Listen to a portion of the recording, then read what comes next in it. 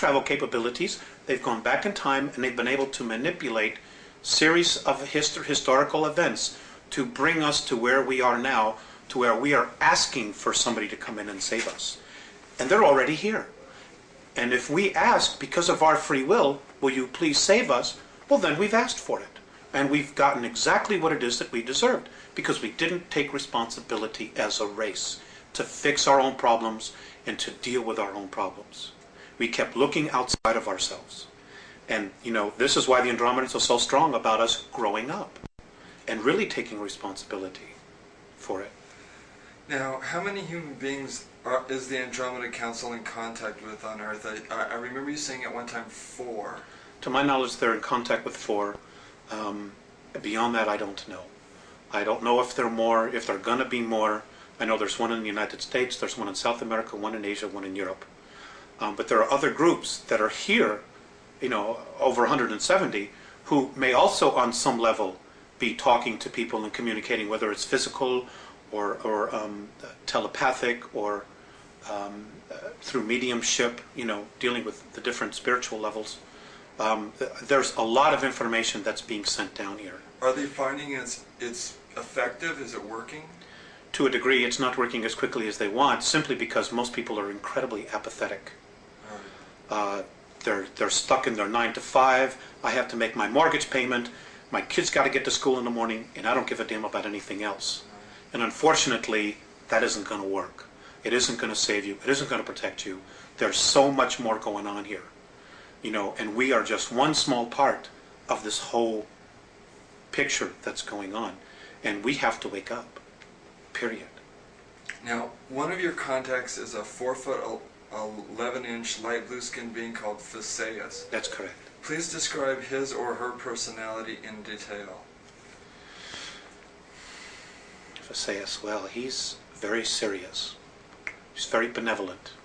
He's considered a sage in his world. He's an incredible healer. He has perspectives on things that are just far beyond anyone that I know. He's very direct. He's very humble. He's very soft. He's very direct.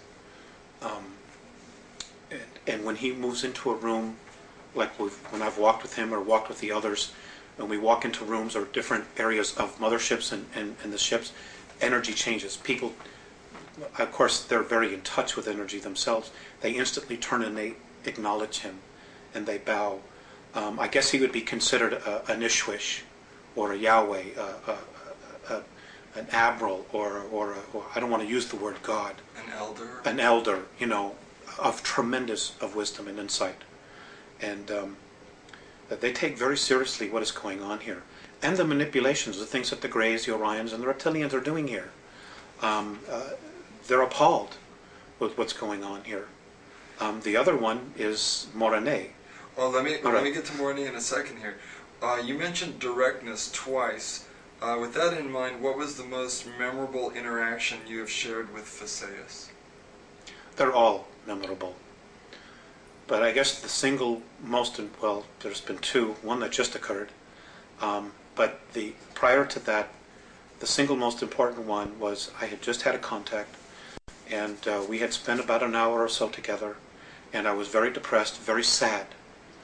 And as I'm leaving the ship, I was crying, and I turned around and I looked at him.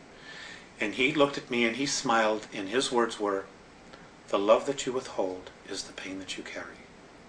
That's been the most memorable one, only because of what that particular statement entails.